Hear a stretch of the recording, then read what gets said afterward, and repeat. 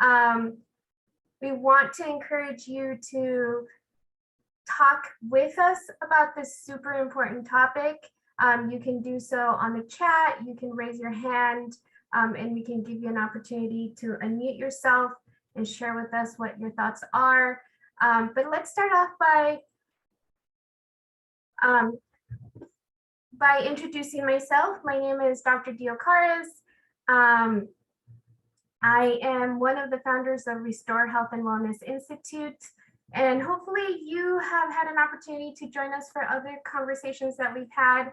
If you haven't, we usually have about 2 a month, and usually the next day, or we'll send you the replay. That is the plan. So that doesn't mean that, it's okay for you to log off just because you're going to get the replay tomorrow. It just means that we want you to be a part of the conversation today, and then tomorrow you can have a chance to kind of revisit it, maybe write down some notes on some points that really connected with you.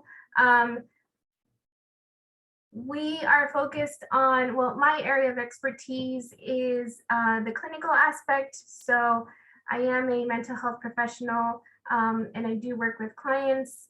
Obviously, we're currently accepting new clients.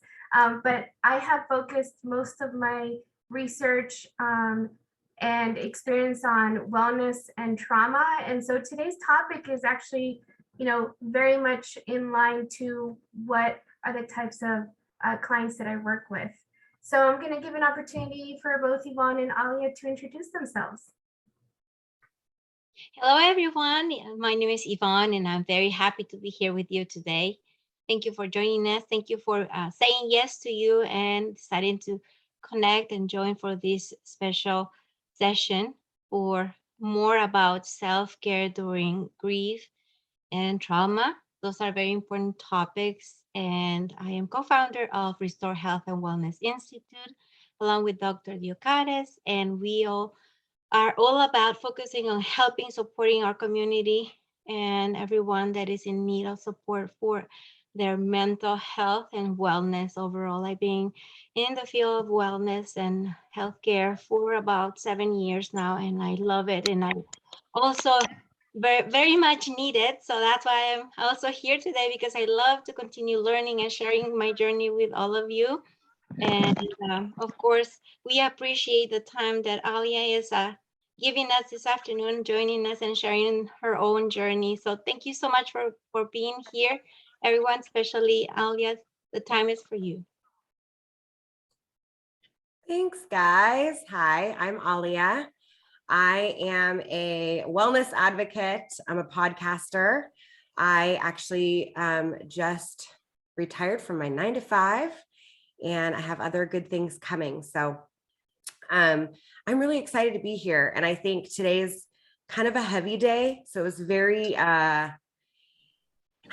interesting, the timing, right? And so I just want to say that this is something that I am really passionate about because I've been through it. I'm not a doctor. We got our doctors on the call. They can vouch for those pieces, but I want to share what's helped me. I think we all have had grief and trauma in some way. And so this, whether it's grief specifically or trauma specifically, it could be generational trauma. It could be, the world's kind of heavy right now, right? It's not just Mercury retrograde. There's other stuff going on in the world. And I think that's kind of heavy. So I'm excited to kind of dive into this and kind of go over my story and how I got here and why sharing something so personal is actually something so exciting for me. So I'm going to kind of share some slides. I will be going off and on. Please interrupt me, use the chat box. We want this to be a conversation. Don't let me just talk to, the screen, but I want to thank you for your time, for being here. Wherever you are in the world, welcome. And I'm excited to be here. So hang tight while I share my screen. I would give you some elevator music, but you don't want to hear me sing. That's why I speak. Stand by. Okay. So we're going to talk about how grief or trauma live physically in the body. Now, what's interesting is it actually isn't just physical. It's all in synchronicity. So our body, our mind, our soul, our brain, everything works together. And so for me, what was the driving factor on this was when I was at a young age, I was in my early 20s, I was with someone who passed away very quickly. It was really traumatic. And I remember thinking at the time, like, I did not want to get out of bed. And within 3 months, I put on 80 pounds. I don't think I got out of bed for like 30 days. I had massive digestive issues to the point, fast forward, where they were becoming panic attacks and, different specialists that I would see. And, it all derived from gut health. And 90% of my serotonin levels, and yours too, are derived in your gut. So when you're not taking care of yourself physically up here, it affects the rest of your body. And so now, again, this isn't your story, right? This is just mine. So let me just preface that. You might not have similarities to mine, but I hope that we can kind of join together. The biggest thing for me too was a weakened immune system. For the first time in my life, 6 months after that had happened, I got pneumonia. The weight gain was really quick. The doctor was like super concerned because I was eating the same, I was working out the same, but the driving factor was I was running from my issues. I don't know if any of you guys know what the Enneagram is. I'm a high Enneagram 7, where you run from pain. And so physically running and actually running and just avoiding all pain. And so I noticed the more I would avoid and the more I would work, the higher these symptoms would get. And it took a couple of years. Different specialists were like, okay, it's probably this or that. And so biopsies, endoscopies, colonoscopies, invasive surgeries for somebody in their early 20s. And I remember thinking, it's got to be something different. And it took the 5th specialist. Somebody referred me to him saying, I think we need to do surgery. And I got there and he was like, what's happened in the last couple of years? I was telling him about my work and he's like, no, is there anything that happened? And I was like, no, I mean, somebody passed away that, I was engaged to at a couple of years ago. And he's like, did you go to therapy? I was like, no. Did you do some yoga? And I was like, no. And he's like, that's your issue. You haven't healed up what's up here. So it's affecting all of the rest of your body. And so I think we forget that sometimes when we don't take care of our mental health and give us self-care that we need, and I'm just going to give you guys some things that you might already know, but in the midst of the pain, in the midst of getting through it, we need simple reminders. And so I'm going to go ahead and share my screen again. And I'm going to go over some physical symptoms that you might have had. And I would love a raise of hands or in the chat box if you've had any of these in the midst of stress, pain, trauma, anything like that. Sleep issues can be a factor. Somebody just said something in the chat box. When somebody, people have been married for years and years and years, and one of them passes away, and a couple days later, and the other person was super healthy, they, die of a broken heart. Like that, there's heart problems, chest pain, panic attacks, fatigue, forgetting things. I remember really kind of just like always being in kind of a fog, like everything's kind of surreal. And not being able to concentrate. And it wasn't my ADD, because I definitely got the squirrel brain too, right? Feel free to shout out if you, raise your hand. If you want to shout out, you can. Has anybody had any of these, or 4 of them, or none of them? Okay, so you know what I'm referring to. Yeah, there seems to be more than one person on our talk today that can definitely identify with it. And I think that, the fact that you brought up panic attacks, and I know that we've had conversations about this, and I see it at least in my practice, where I get clients and they ended up in the ER thinking that they had a heart attack, and then they got diagnosed with a panic attack. And I think that what happens a lot of times is because we try and suppress the thoughts, we try and suppress the feelings, we try and not feel these things. Then like you were saying, our bodies are so wise and our bodies just know what we need. And all of a sudden our bodies are like, you know what? You don't want to deal with it? Well, here you go then. Let me give you a little bit of a panic attack so that you go to the ER or you talk to a professional and they can tell you that is it in your head? Yes, it absolutely is in your head. And that's okay. And that's just an opportunity for you to do something about it. I love that you said that, because my first panic attack, my left arm went numb. And I went to the ER and they're like, no, that's not, you're good, girl. Like, you're 24, you're not having a heart attack. And so I'm glad you touched on that, because I totally forgot about that. So as you can see by this photo alone, right? Our gut, I know it's a painting, but just our gut, our body, our mind, they're all working together. So if one is not being taken care of, the other one's going to scream at you in a different way, right? I'm going to spare you the details on mine, but at the end of the day, my body was screaming at me to slow down. And of course, I just kept on running. So other symptoms could be being kind of stunned or dazed, which, we're going to talk about the stages of grief, hearing or seeing that person, experiencing anger or disbelief, feeling lonely, even when people are around, kind of obsessing on what you could have said or should have done. And I think we all experience pain and we all heal differently. The experiences alone are different, right? Each one of us comes from a different generation. Each one of us comes from a different story. And I think all of our stories are super powerful. And that doesn't mean that it's easy going through that. So what are the 5 stages of grief? We all know what these are. We've heard them before. Well, can we go back to the previous slide? Yeah. Kelly, some of your points in here that people can definitely identify with, feeling that life is empty. One of the things that, and when the 3 of us were talking about what we were going to talk about today, we did it with the understanding that people are at different stages of grief, right? They're in different stages of loss. And as a nation, we obviously have experienced a pretty traumatic and deep loss yesterday. And it's always difficult, like I was mentioning to both Alia and Yvonne, it's always really difficult when there's children involved, right? Because they are the ones that obviously are our future. And so I think that it hits us a lot harder. Any type of loss is difficult, but when it comes to children, it hits us especially hard. And there's a reason why you joined the conversation today. Maybe you are currently experiencing a loss, or maybe you have experienced a loss and are in a certain type of the stage of grief. And, we are going to be talking about what those stages of grief are. But we want to be able to provide a space so that we can have the conversation around grief and loss and what that can look like, right?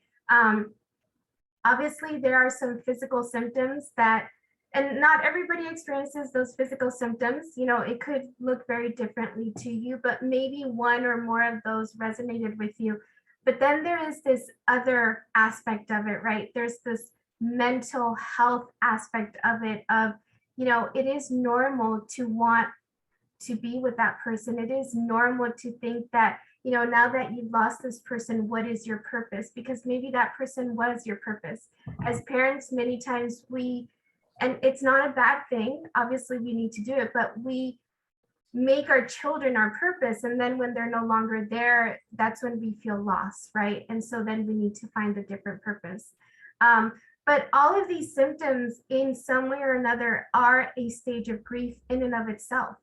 And so just being able to identify, and we'll talk, like I said, about the stages of grief, and maybe one is going to definitely call out to you, but just being able to give yourself permission to say, you know what, I am grieving, I have had a loss, and I just need to be able to process it. Whether it's today, whether it's here, whether it's, after this talk, or you have processed it even before this conversation, it's giving yourself that permission to say, you know what, I just needed a space to process it. And I don't think that it has to be somebody that you actually lose through death. It can also be somebody that you lose emotionally, or you lose your health as well. So that's another loss that sometimes is not processed completely. So there are different ways. And I think the most important part for me was to listen to what my body was trying to tell me, and to forgive myself for things that I was, was not able to process at the time. So there are different kinds of losses, and the grieving and the grieving process is very, very important. Yeah. It could even, I mean, I like that you said that because it could even be in the form of a breakup or a divorce, right? It's like those are grieving too. All right, so let's go over the 5 stages of grief. And feel free to unmute yourself if you want to chime in. But just a reminder, the 5 stages, they're not linear. You're not going 1, 2, 3, 4, 5. They're all over the place. They're 2, 4, 5. They're 3, 3, 3. There you go. There's your angel number for the day. And so it's denial, anger, bargaining, depression, and acceptance. So let's go through each one. And I want you to raise your hand or say in the chat box if you're noticing which one you're at. You don't have to share if you don't feel comfortable, but denial is like numb and shock. So for me, forgetting for a full week what I was doing that day or what was happening, and I don't have any recollection because my body was just in shock. Avoidance, mindless behaviors, procrastinating. There's the anger phase where you're just super irritable, could be passive aggressive, impatient, frustrated. I know Dr. Mariella had a good idea, kind of a good example for bargaining. You want to explain that one for me? Sure, absolutely. And I'm just going to ask, if you're not sharing, if you can please mute yourself so that we can be respectful to the speaker. Thank you. One of the things, again, in the research that I've done when it comes to grief is we tend to bargain with a higher power, right? Whatever your higher power might be, whether it's God, whether it's whomever you believe your higher power to be. And that's usually in the form of, if you take away this pain, or if I could go back to, that moment or whatever it is, I'll go to church, or I'll pray more, or I'll be a nicer human, or, and so we start to bargain what is something that I can do in order to turn back the clock, or just have another moment with that person, or just be able to tell them something. Or maybe, it's very common, especially in movies, the morning of that something happens, there's an argument, whether it's with a spouse or whether it's with a child. And so then after the tragedy happens, we think about, well, instead of having an argument, if I would have just hugged and kissed them and told them that I love them. So again, it's bargaining with whatever your higher power might be, and wanting to get those moments back. Yeah. And I think there's like to play off of that, like I should have said this, or I should have done this, or if only I said something differently. And I think that's where kind of the guilt and the shame and the anxiety can come from, if you're questioning what you could have done differently. There's the depression, right? The sleeping too much, sleeping too little, the appetite changes, reduced energy. Like we all know what, in some form, what depression has felt like. And then there's the acceptance. And I think one thing that I want to preface is what really irritated me in the midst of different processes of grief for myself was people saying you need to move on, because I don't think you ever move on from stuff like that. I think you learn how to cope and accept, and you get into that acceptance stage, And travel all that way. Let me see if I can mute Miss Dawn. Hold on. There we go. So how do we get to, oh no, it didn't work. How do we get to the acceptance stage while we're giving ourselves grace? And these are all things that we need to be, one, patient with ourselves in the process, giving ourselves self-care. And we probably have already heard, seen, know these things, but sometimes we just need a good refresher in the midst of it. Guns from by now. And so the first thing here, let me pause real quick, is processing the thought. And really kind of writing things down, journaling, therapy, calling a friend. And Nipsey was legit. Sorry, I don't know how to mute this person. Being raped. Because they should be questioning, did he show you ID when Am I allowed to tell her to pause? Dawn, are you okay with muting yourself, please? I don't know how to mute. There we go. Yay, we did it. Solid. Hurrah. Okay, let me reshare real quick. And again, if you want to share, feel free to unmute, but mute yourself right back again. So processing thought. There's my squirrel brain. I was like, who is that? I want to be a part of that conversation. Journaling. We all have heard it, but I think we forget in the midst that we need to just pause. For me, it's running, working too much, going to the gym. Like it's just getting out, go, go, go, go, go. And I forget to just pause and calling a friend or a loved one and not just like word vomiting, but saying, hey, can you hold space for me? And sometimes just having them come over and just be there. They don't have to say anything, right? Sitting with the sadness and knowing it's okay. And therapy is a huge one. Walking through something with someone who's on the outside that can be there and hold space for you. You have 2 on here right now, right? Journaling, I want to go back to that for a second. There's so many different journal prompts that you can find online for free. And sometimes you just need a pen and paper. You start writing. You think you're going to say 2 sentences, but all this stuff that's been stored in these file cabinets needs to come out in some way. It just starts flowing, even if you're not a writer. You're like, oh my gosh, I forgot that happened when I was 4, like whatever it is, right? I forgot that I liked that cafe, whatever it is. You just keep writing, it'll start fluid. And sometimes reminding yourself of that person that you miss or that traumatic experience. It's kind of icky when you're in the process, but afterwards it feels so good. It's like going to the gym. Nobody wants to go, let's be real. But when you leave, you feel great. Your endorphins are going. Journaling is the same concept. Let's go back. Let's stay with journaling for a little bit, because I've worked with a lot of clients that are like, you know what, journaling is not for me because I don't like to write. The wonderful thing about it is that we live in a time right now where journaling doesn't just have to look about you writing something down, right? Journaling can look like you pull up the voice memo on your iPhone and you just talk, free association, just whatever's in your mind, you just talk. Journaling, there's actually websites where you can just journal and that's all it is. It holds space for you to just be able to type, write, dictate, however you want to do it. If you want to get really fancy with journaling, you could do collage journaling. I mean, there are so many ideas when it comes to journaling.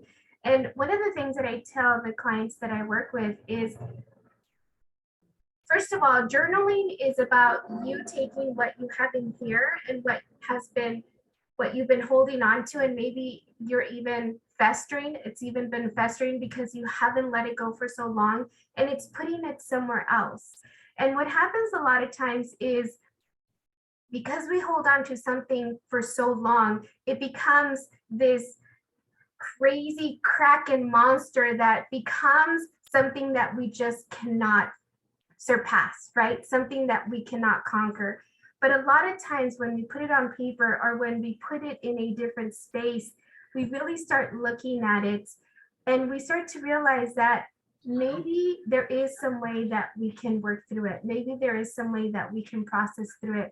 Because once you look on for something on paper, it looks very differently, right? It's kind of like if you were to open your business, you have all these 500 million ideas and you become super overwhelmed and you know everything that you want to do and you know where your business wants to go. But one of the best things that you can do for a business is just sit down and write a business plan. Just sit down and write, what are the first 5 steps that I need to do in order to open this business?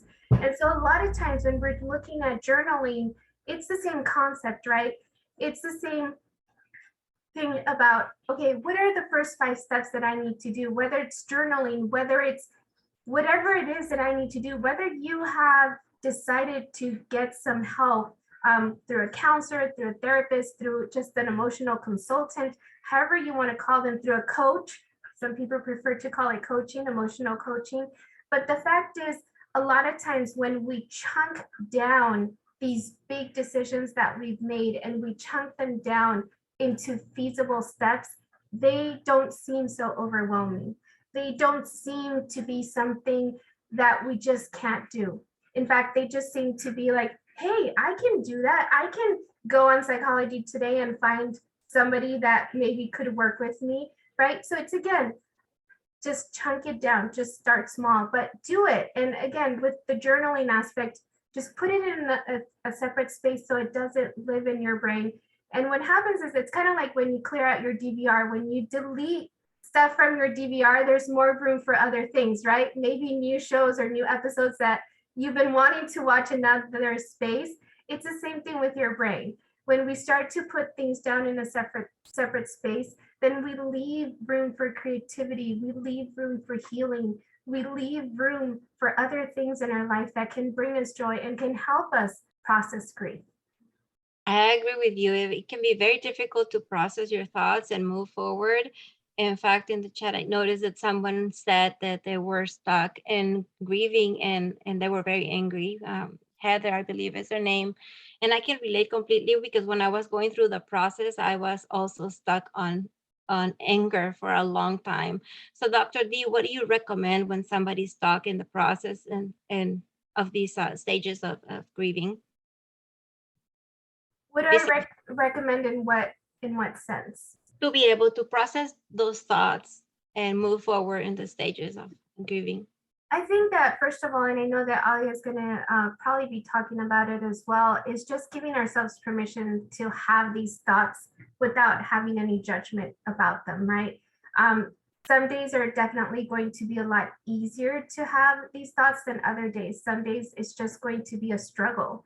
And so giving ourselves permission to not judge the thoughts that we have, or the space that we need, or the feelings that we're experiencing, or the emotions that our body is currently going through, just giving ourselves space and time to be able to grieve, I think is super, super important, because a lot of times, and I know Alia is going to speak on this as well, other people have a timeline on what grief should look like. And grief is a very personal process, right? For me, grief could happen within 3 months. And for some people, grief can happen through years. And the thing is, it's not like we're guaranteed one loss in our lifetime. We have a continuous kind of process of losses in different forms. And so we're going to be jumping back and forth between the stages of grief. There's no, like Alia was saying, there's no linear way. You went through, the first stage and now you're going to go through the second one, then you're going to go through the third one. It doesn't work like that. You're going to jump around. You're going to, what you need in that moment, that's where you're going to be. And I think that a lot of times we're not patient with our grief. And that in itself can just make it more difficult. Yeah, I agree. And I love that you said, for those of you guys that don't like to write, do like a collage. Art is the same form of journaling in a different way, right? And so all of these are just kind of ideas. Try on what feels good to you. Maybe it's none of those. Maybe it's horseback riding. Like, try on something that feels good to you, saying it out loud, voice memoing. There's the notes tab in your phone. There's so many different ways that we can go back to that. So that's a really good add-on. I think in the moment, for me specifically, not breathing and not slowing down came out in anxiety and panic attacks when I thought it was a heart attack and it wasn't. And so remembering that when I'm okay with sitting with it, this too shall pass. That doesn't mean it's gone forever. That doesn't mean my feelings aren't valid. It doesn't mean I need to move on. It doesn't mean any of that. It means I need to sit with it for right now. And breathing exercises are huge. 4 seconds in, holding 4 seconds, 4 seconds out. We all know that. We've heard it a million times. But in the midst of when we really need it the most, we forget. And then sitting somewhere. I mean, I would love to sit wherever this is. So let's just go there. Okay. Sitting somewhere with a good book, a pen and paper, with nothing, no phone, and just sitting with it. Writing, for me, there's also the option to write that personal letter. What we notice is we always tell kids that we want to teach them something tangible when they're in the process of grief. So plant a tree, write notes on balloons and release them. But we don't do that for ourselves. Like, why don't we write letters? Why don't we get balloons? Why don't we release them at the beach? And so remembering that we need that too, maybe not in the childlike way and maybe also in the childlike way, but what feels good to you? What feels good to you in that, whatever that situation is. You can also actually write a person from that person to you. what would they say? Meditating. Some people do not want to meditate, and I hear you, but you don't have to spend $1 million on the Calm app, although it's kind of awesome.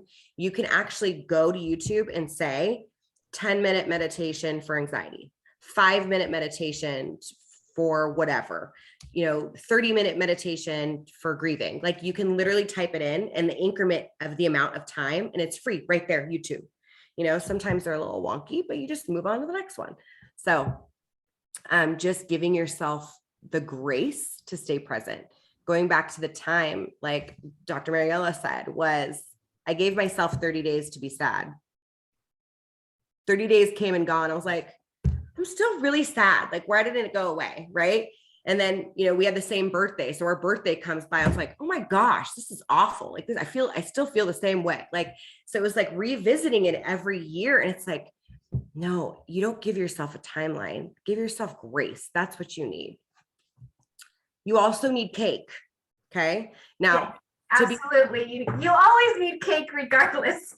you also need cake. So I accidentally said wake because I really like wine and cake together. So it ended up being a thing. So wine plus cake is wake.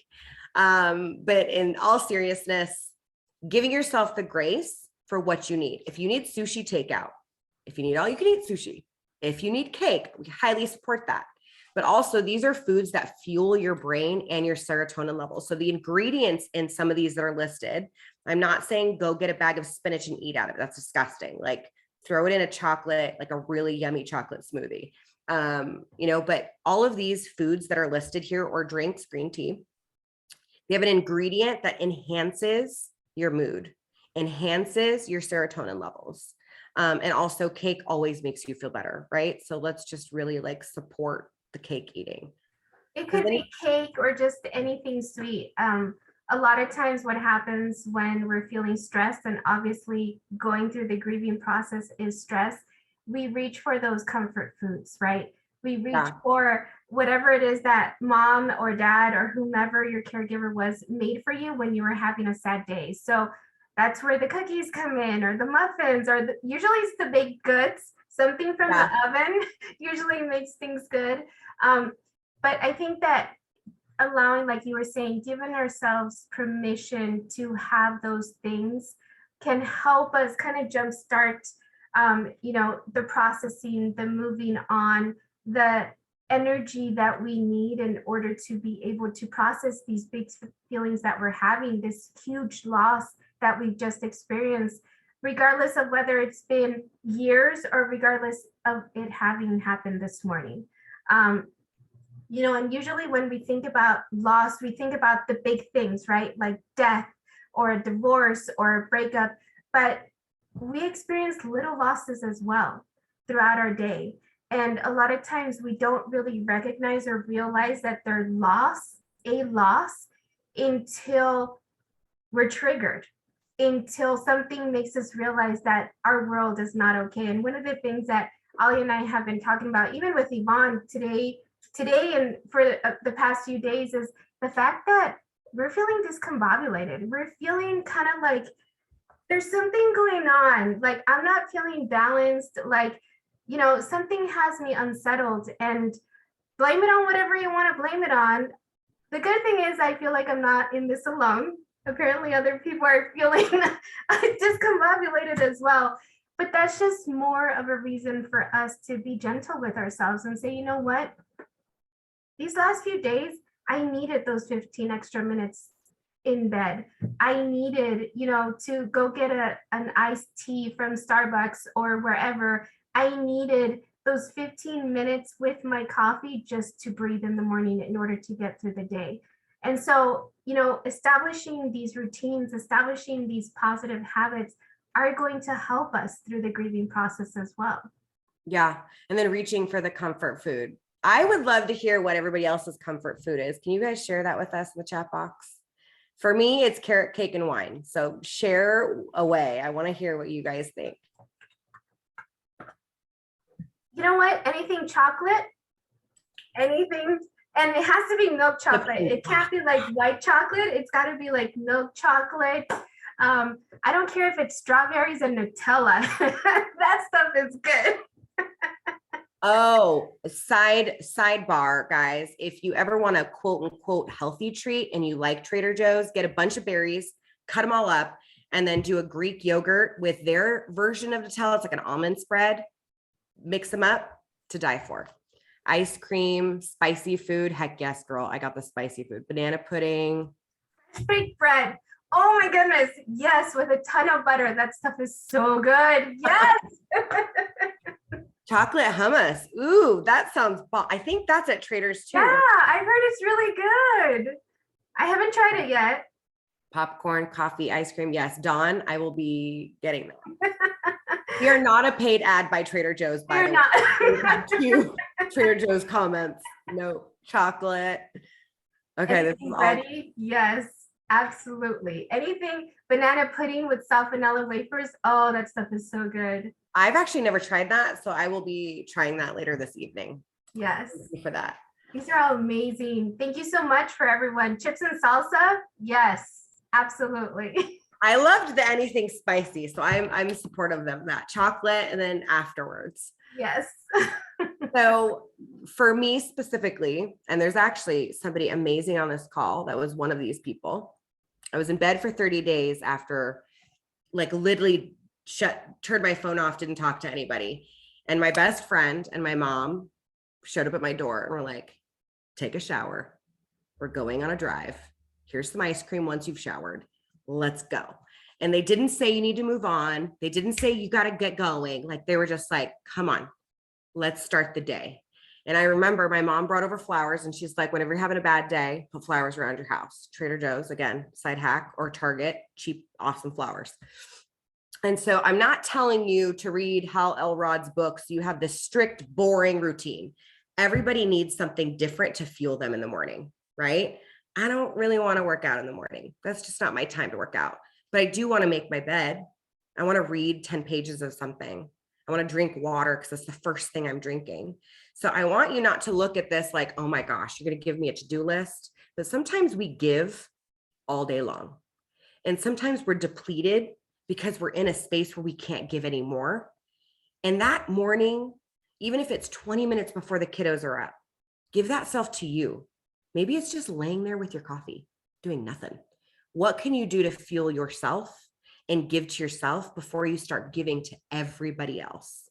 And I think that's the most important. It's not the list here, and it's not even the book. It's the principle of what it represents, right? So I always make my bed and say, even if I don't do any of the other things, I say out loud 3 things I'm grateful for.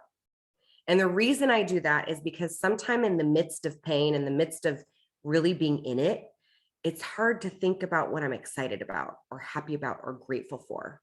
And that abundance mindset, as people call it, I want to say, okay, I'm really struggling right now, but I'm grateful that I have a full tank of gas and my AC is on. And that's all I can be grateful for today. Find something, anything. And it kind of helps you look outside yourself. And drinking water, a full breakfast. That's not a donut, although they sound amazing right now.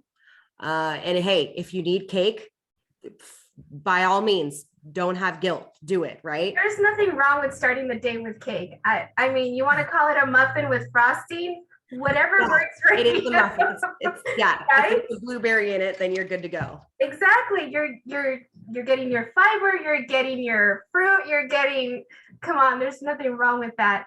One of the things about being grateful, and this is just my personal challenge to you, try every morning to think of 3 new things that you're grateful for. Because it could be very easy in the very beginning of, my bed, my pillow, my blankets, but try and think outside of what you usually are grateful for, because that's going to get you out of your comfort zone and push you to start to realize that, you know what, you can be grateful for more than the 3 things that you're usually grateful for. And maybe something, in that day you were so grateful for, whereas before you were kind of like, oh yeah, it's there, and you took it for granted. So definitely think of 3 new things to be grateful for, whether you do it in the morning or whether you do it at night before you go to sleep. But again, push yourself, push your limits to find 3 new things to be grateful for. And again, I feel like in the midst of pain, sometimes it's hard to find, right? Can you guys give me 2 things that you're grateful for today in the chat box?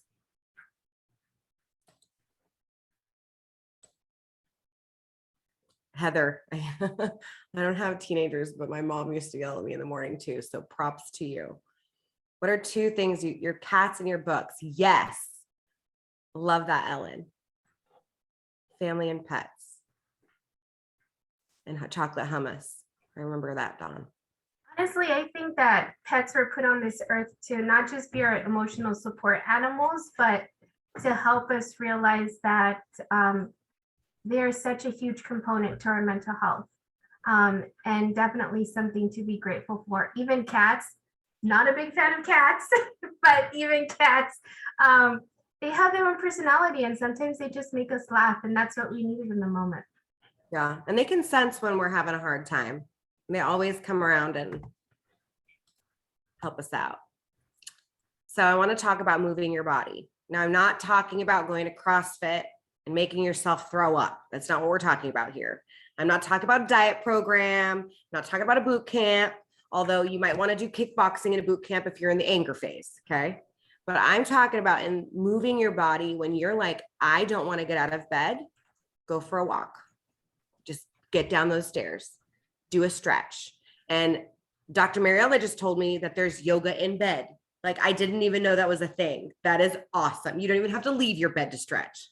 I didn't even know On that was a thing. YouTube, yeah, on YouTube, if you just put yoga in bed, there's a whole bunch of different people that actually will walk you through doing a yoga in bed practice. So really, there's no excuse not to do yoga.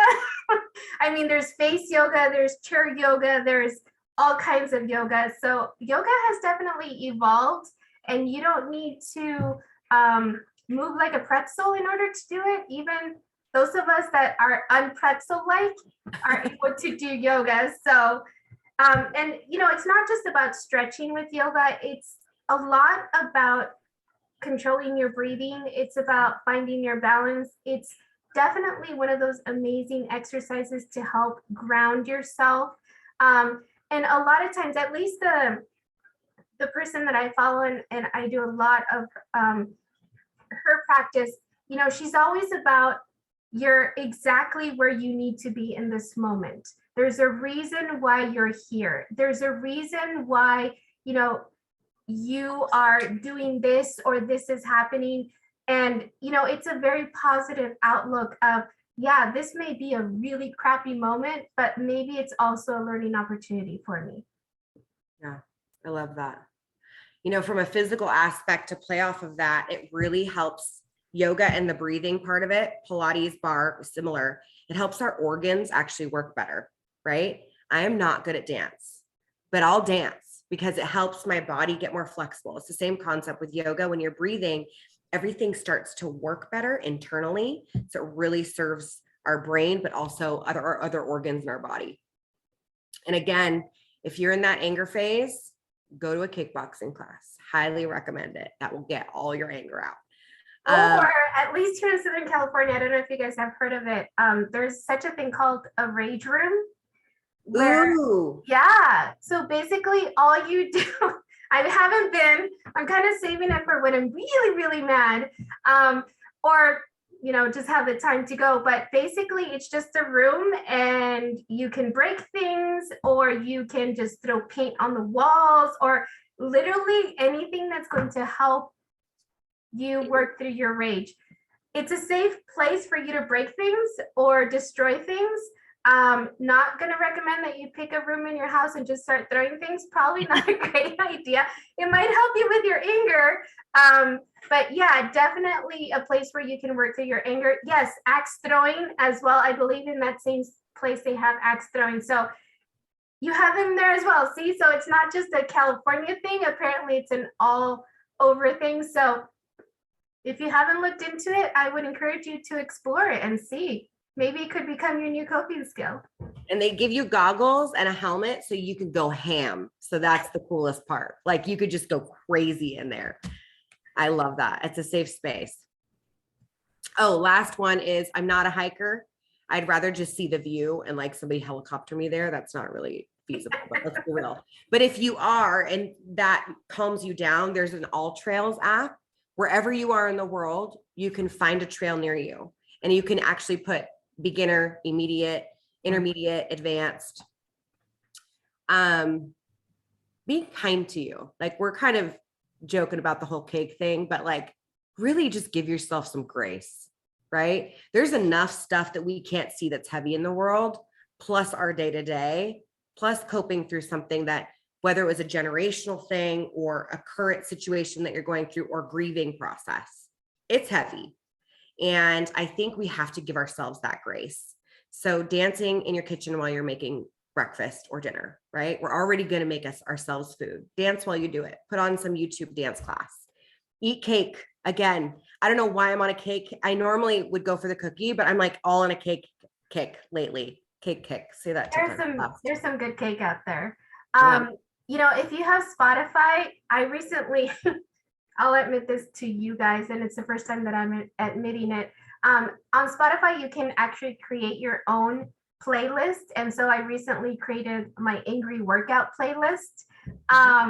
Yeah, and I don't know if you guys knew that you could actually share your playlist. I'm not saying I'm going to share my playlist, but to me, these are all songs that when I'm feeling angry, they motivate me to move. They're not necessarily inspirational or positive. It's more like F everybody, but that's okay because that's exactly the type of music that I need when I'm feeling angry, right? And so create a playlist, and it doesn't have to be like you sit down and you have to find 15 songs for your playlist.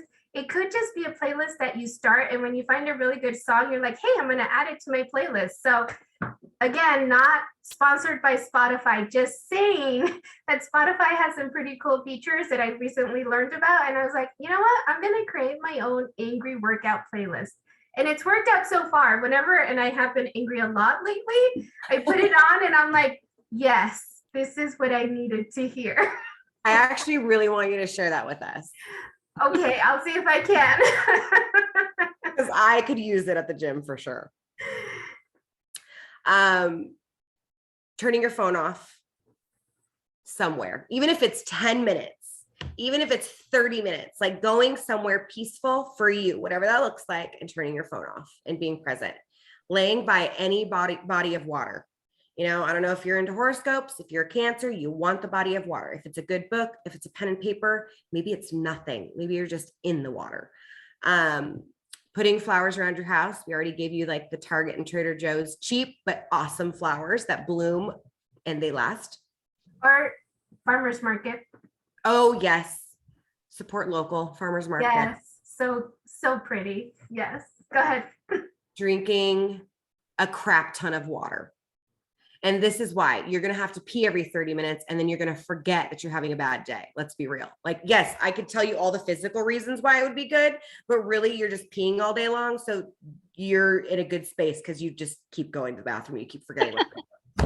Okay. So this is a big one. Small acts of kindness to strangers, neighbors, or your community within volunteer work. And I'm talking about, I'm not asking you to give a ton of money.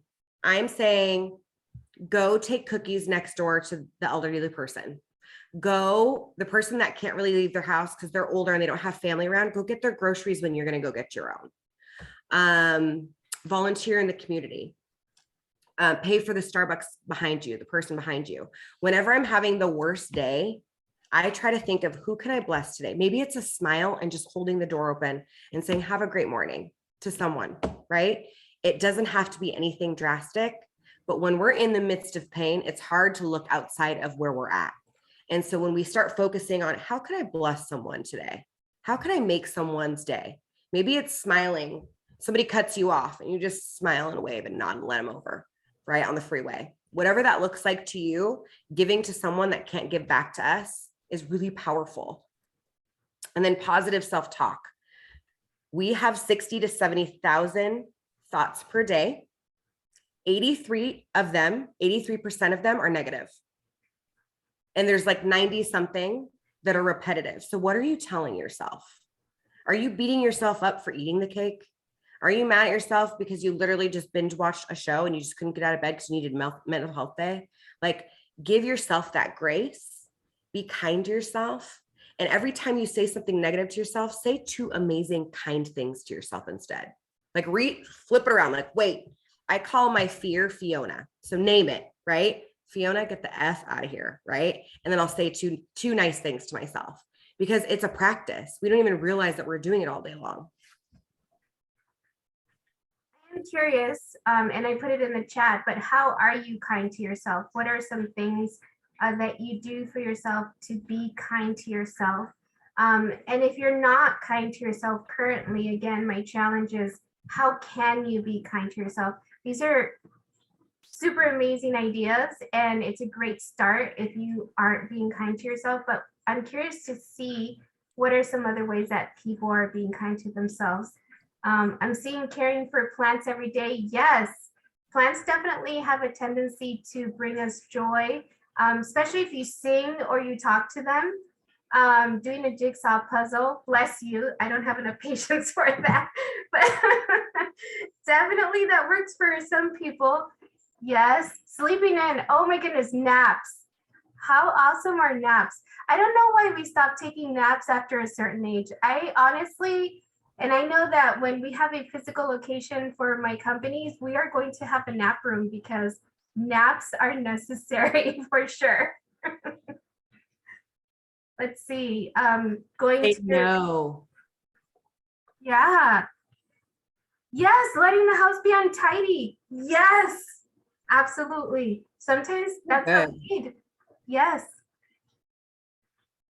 Dancing, exercising, moments of quiet. I think that we don't have enough moments of quiet. And the thing is, we are not physically built, and our mental health can't withstand to be continuously and constantly bombarded with everything. We get overstimulated, and that's when we lose focus. That's when we feel overwhelmed. That's when we're not able to find balance. And so providing ourselves more of those moments of quiet, and like Alia was saying, sometimes we need to turn off the phone. It shouldn't be a sometimes situation. It should be a daily situation. Trust me, 15 minutes of quiet is going to do wonders for you, right? Whether you put your phone on silent because maybe you're not able to turn it off, but just put it on silent for 15 minutes and just sit with your favorite beverage, or just sit outside and just enjoy the sunshine. Just giving yourself those 15 minutes to kind of regroup and recenter and recalibrate is definitely going to do wonders for you. Another trick that really has helped me is turning off my notifications, except for who calls me. The call is always on unless my phone's on silent. But I literally went through every app on everything on my phone and turned the notification off. And that way I'm giving myself space. Like, okay, now I'm going to open my emails and be present to that. Okay, now I'm going to close it. It's not going to alert me. That has been a really, really helpful to me, in addition to like turning it off for 20 minutes a day. Because I'm not just getting constantly distracted, because I'm a runner. Like anything where I can dive in and then just scroll on Instagram and watch too much Netflix, I'm like still running, right? And so just giving yourself that pause is so important. So I appreciate you saying that. I appreciate you guys. Oh, go ahead. Yeah, no, baths, giving yourself just time to take a bath. I think that we don't use our bathtubs. Granted, mine is not as fancy as, when they used to be fancy. It doesn't mean I shouldn't take a bath. But again, I think that we're so busy being busy, and that doesn't necessarily mean that we're productive. It just means that we're busy. And a lot of times, like you were mentioning, Alia, we're just busy running from experiencing these feelings, from experiencing or taking the time to process our grief and our loss. And if we give ourselves that time, if we give ourselves that space, our body and our mind is going to be able to cope better. Because like I was mentioning earlier, your body is not going to let you forget. Your mind is not going to let you forget that you have a few pending open tabs in your brain that you need to handle. And here's the thing with panic attacks. First of all, they're never going to warn you that they're coming, and they're always going to show up in the worst time possible, right?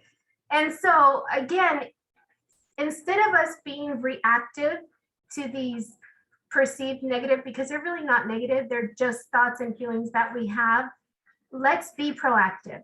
Let's get out of that reactive, hopeless, helpless, terrible, I can't cope space and get into the proactive self-care, being kind to myself, going to counseling or therapy, processing my thoughts so that we're able to work through our grief in a safe space and in our own time.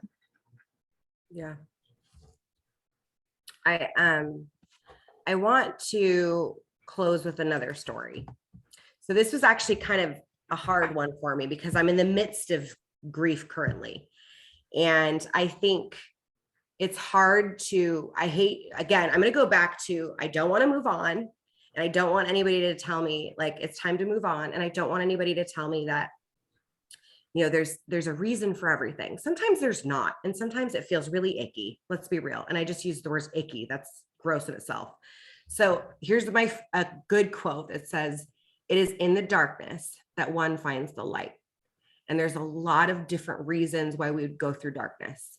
And sometimes we don't allow ourselves to actually go through it. And I think it's really, really powerful when we find one positive thing that came from it.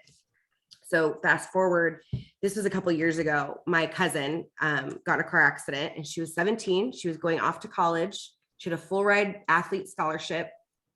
And she was a really incredible woman and didn't even know it yet. She was a leader. She was the best hugger. And I can go on and on about all the amazing things she was. But it was really difficult for our family. And so her parents actually started a nonprofit in honor of her. And we had a huge event and we raised a ton of money last weekend to honor her and to give back to athletes that can't afford college. And so in the midst of pain, in the midst of suffering, her parents created something positive for the community. I'm not saying go do that, right? Sometimes, again, it's just eating the cake and just giving yourself the grace in the bubble bath and really just being like so proud of yourself that you got through that day and you went to work today and just really giving yourself that grace and like what you need. And I want to like really emphasize, this isn't something that's, we don't know. These are all tangible things that we know that are free, that are available to us. But sometimes in the midst of pain, we forget.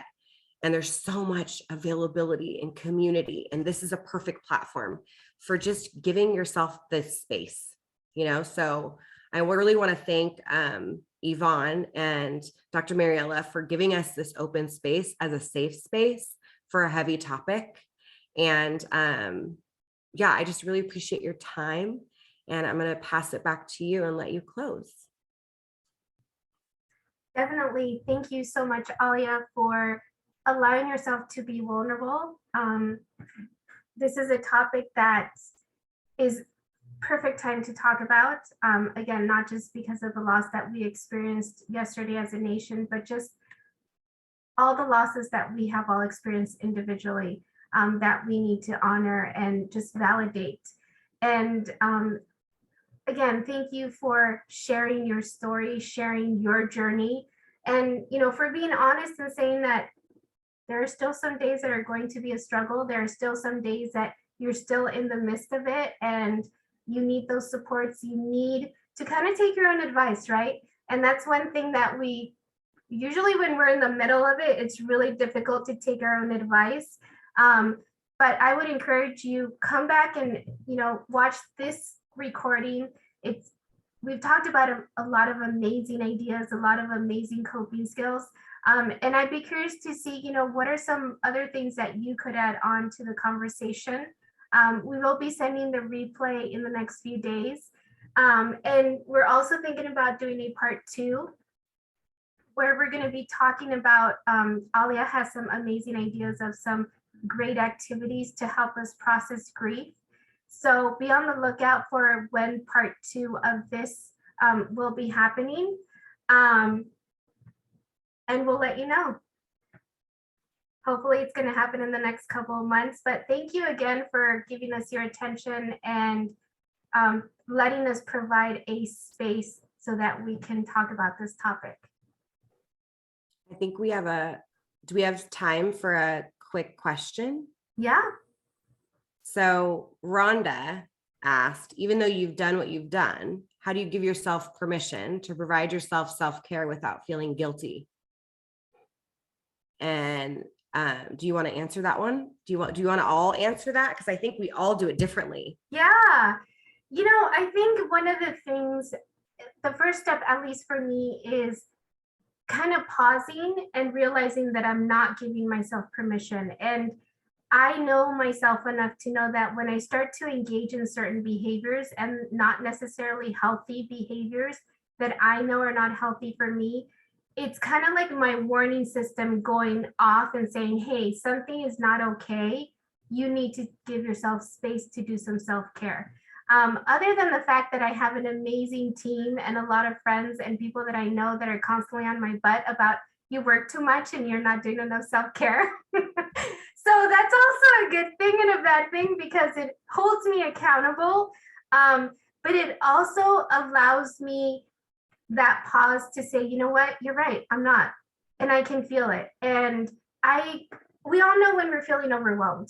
And that is the perfect opportunity to say, you know what, I do need these 5 minutes. Because I always think about, and I know that I tell my clients this as well, if I don't give myself these 5 minutes in a few months or in a few weeks or in a few days or in a few hours, I'm going to have a panic attack and end up in the ER. And then it's going to cost me not just 5 minutes, probably a couple $1,000. And, add on to whatever happens during that visit, which is usually not necessarily a great thing. I may even end up needing to take medication. So if I'm doing the versus, right, 5 minutes versus everything that can happen if I have a panic attack, or maybe because I'm so overwhelmed, I'm not paying attention while I'm driving and I get in a car accident. If I need to weigh those two things, I'm going to choose the 5 minutes of pausing as opposed to what could be pretty bad consequences. So that's just what I do. For me, it's reminding myself to say no. If it feels like an obligation or I feel like uncomfortable saying yes, I say, let me check my schedule, or I just say no. And I remind myself, because I'm just such a yes person. Like, I want to serve everybody. I want to help everybody. Yes, yes, yes, yes, yes, which is good, but it's also depleting for me when I need it. And so, yeah, I would say saying no and giving myself grace. And if I notice that myself beating myself up, I'm like, no, that was a good move. You should be proud of yourself, and each no gets easier. I'll say that too. Yes, it's so important. It is so important to love yourself, to commit, and to give yourself the opportunity to give more by filling your cup, by dedicating that time, whether it's in the morning and during the day or before you go to bed, but dedicating at least a few minutes every day. Otherwise, how can you continue giving when you have nothing more to give? And then you start hurting yourself and making yourself feeling sick for those circumstances and those issues that you have. So yes, definitely for me, I had to make that change. I have to put myself in my priority list and give myself the time for self-care. And then we had one more question. Yes, we can definitely send the slides. I'll put that into a kind of a PDF and I'll send it. I know that they'll send a follow-up email with information. I'll definitely send the slides so we can add that into. I'll add my podcast, and you can add us both on Instagram. Definitely follow there because they constantly have different calls like this. And what a great safe space to open it up for different community, and definitely share them. If you know somebody that's going through something and you see something that they post, you're like, that would be a great call for this person, share it with them, because this is what builds community and builds safe spaces for others. Absolutely. Thank you so much, Alia. I know that you're going to start to relaunch your podcast as well, so we'll be sending out your contact information. But yeah, join us in the upcoming conversations. I believe that we will be talking about the love languages in about 2 weeks. So if you don't already follow us on social media, please do so. Also on Eventbrite, if you follow us, you'll get all of our, whenever we post a new webinar or masterclass. But join us, and thank you so much for everyone that participated. Thank you for giving us your time, attention, and space, and hopefully we'll see you in a few weeks. Have a great night, everyone. Thank you. Good night, everybody.